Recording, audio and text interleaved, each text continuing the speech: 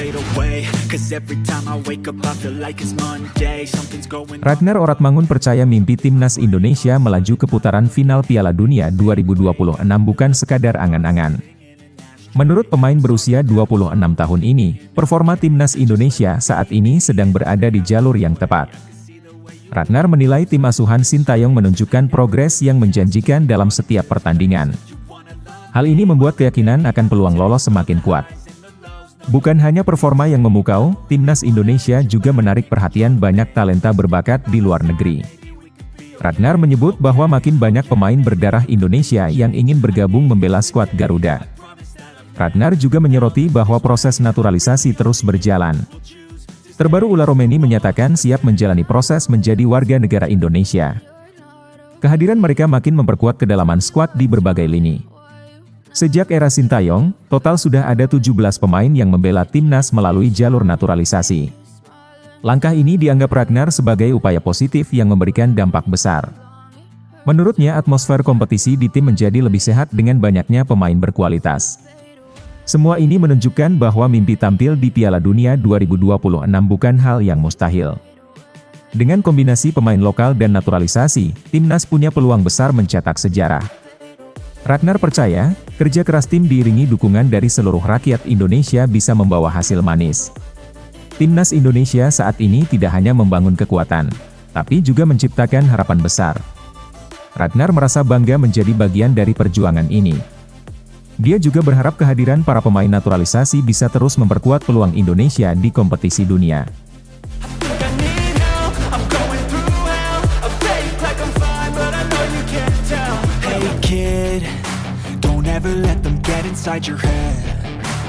Pengamat sepak bola asal Malaysia, Zulagbal Abdul Karim mengungkapkan kekhawatirannya terhadap ujian sulit yang mungkin dihadapi timnas Malaysia di Piala AFF 2024. Menurutnya salah satu tantangan besar datang dari timnas Indonesia yang terus menunjukkan perkembangan pesat.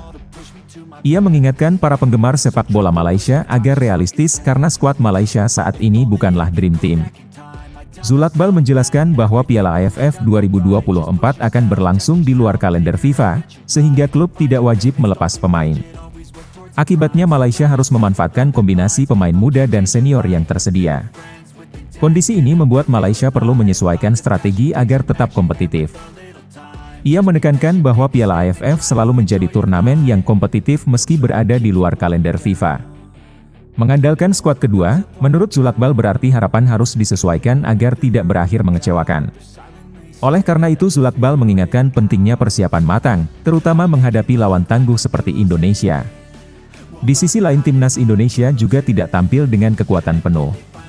Marcelino Ferdinand menjadi sorotan khusus setelah sukses membawa Indonesia mengalahkan Arab Saudi dengan skor 2-0 di kualifikasi Piala Dunia. Zulagbal menilai kemenangan ini sebagai pencapaian luar biasa. Marcelino dianggap sebagai salah satu pemain yang bisa memberikan ancaman besar di Piala AFF 2024. Zulagbal mengingatkan bahwa selain Indonesia, tim-tim seperti Thailand, Vietnam dan bahkan Laos juga tidak bisa diremehkan. Dengan kondisi seperti ini, Zulagbal berharap Malaysia dapat tampil solid meskipun dengan keterbatasan skuad.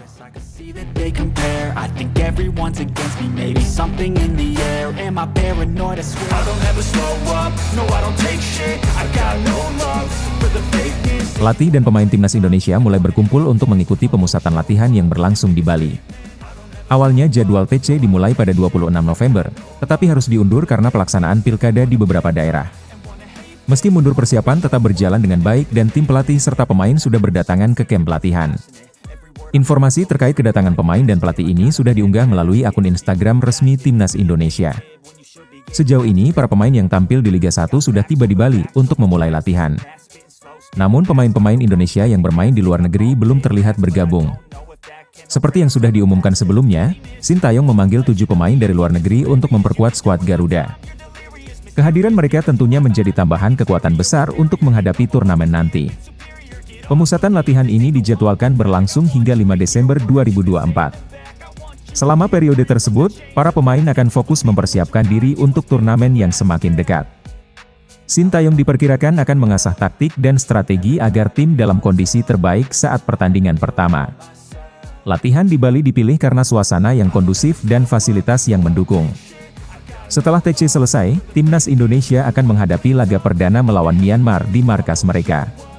Pertandingan ini dijadwalkan berlangsung pada 9 Desember 2024, sehingga tim memiliki waktu 4 hari untuk melakukan perjalanan dan adaptasi.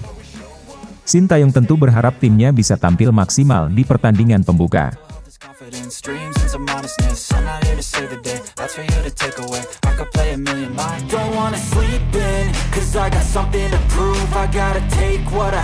Egy Maulana Fikri mengungkapkan bahwa ia masih memiliki keinginan untuk melanjutkan karir di luar negeri.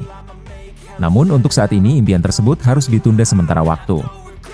Hal ini karena Egy masih terikat kontrak dengan Dewa United hingga tahun 2026. Meski begitu keinginannya untuk bermain di luar negeri tetap ada di dalam hati. Saat ditanya mengenai kemungkinan bermain di Jepang, Egy mengaku tertarik namun masih perlu mempertimbangkannya. Ia sadar bahwa beberapa pemain Indonesia seperti Pratama Arhan yang pernah membela Tokyo Verdy sudah mencoba peruntungan di Liga Jepang. Egy menegaskan bahwa dirinya ingin menghormati kontrak yang sudah disepakati bersama Dewa United.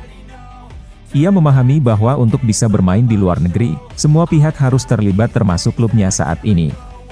Proses komunikasi yang baik antara pihak klub, agen dan dirinya menjadi kunci utama. Ia juga menjelaskan bahwa jika ada klub luar negeri yang tertarik, mereka harus berdiskusi langsung dengan Dewa United. Egy percaya bahwa Dewa United akan mendukung karirnya jika komunikasi berjalan lancar. Meski saat ini fokusnya masih di Dewa United, Egy memastikan bahwa peluang bermain di luar negeri tetap terbuka. Ia hanya perlu menunggu waktu yang tepat untuk membuat langkah tersebut. Bagi Egy, karir di luar negeri bukan sekadar impian, tapi juga tantangan baru yang ingin ia taklukkan. Dengan dukungan dari klub, agen dan tim, Egy yakin perjalanan karirnya akan terus berkembang.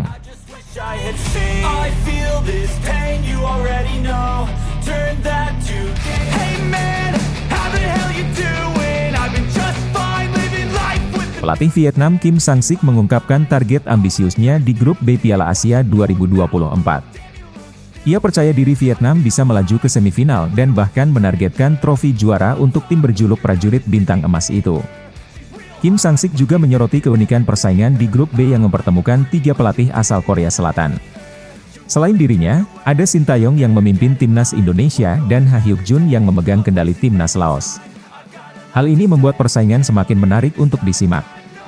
Melihat kekuatan di grup B, Kim Sang-sik tetap optimis Vietnam bisa tampil sebagai salah satu tim terbaik. Ia yakin strategi yang diterapkan akan membawa Vietnam lolos ke babak berikutnya. Tak hanya soal strategi, Kim Sang-sik juga menunjukkan semangat yang luar biasa. Ia bahkan bercanda bahwa jika Vietnam mencapai final, mereka akan menyanyikan lagu kebangsaan dengan tekad penuh. Hal ini menegaskan betapa seriusnya Vietnam mempersiapkan diri untuk turnamen ini. Grup B sendiri diisi oleh tim-tim tangguh seperti Indonesia, Vietnam, Filipina, Myanmar dan Laos. Persaingan di grup ini diprediksi akan berlangsung sengit karena semua tim memiliki peluang untuk melaju ke semifinal. Indonesia dengan Sintayong juga menjadi salah satu ancaman besar bagi Vietnam. Saat ini, Vietnam tengah menjalani pemusatan latihan di Korea Selatan sebagai persiapan menghadapi turnamen.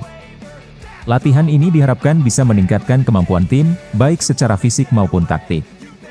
Dengan persiapan matang dan ambisi besar, Vietnam tampak siap untuk memberikan yang terbaik di Piala Asia 2024.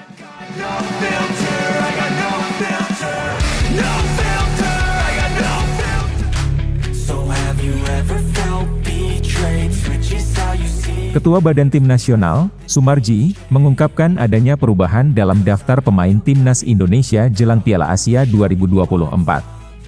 Awalnya ada sejumlah pemain yang direncanakan bergabung, tetapi pada akhirnya batal masuk skuad. Dari total 33 nama yang diumumkan, 4 pemain tidak jadi dipanggil.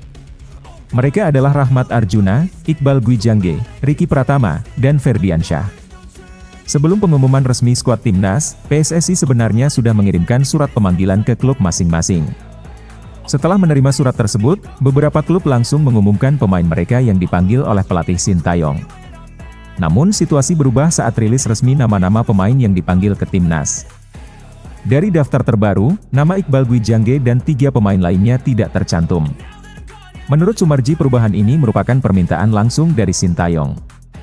Selain mencoret 4 pemain tersebut, Sintayong juga memanggil beberapa nama baru untuk menggantikan mereka. Sayangnya Sumarji tidak membeberkan siapa saja pemain pengganti yang masuk ke dalam daftar. Menurut Sumarji, perubahan ini murni karena alasan teknik dan strategi.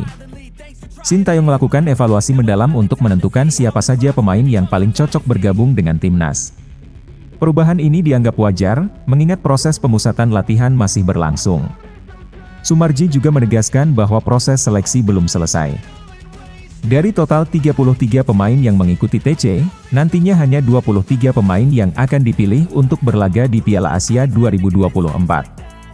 Dengan perubahan ini, diharapkan timnas Indonesia bisa tampil lebih kompetitif di turnamen tersebut.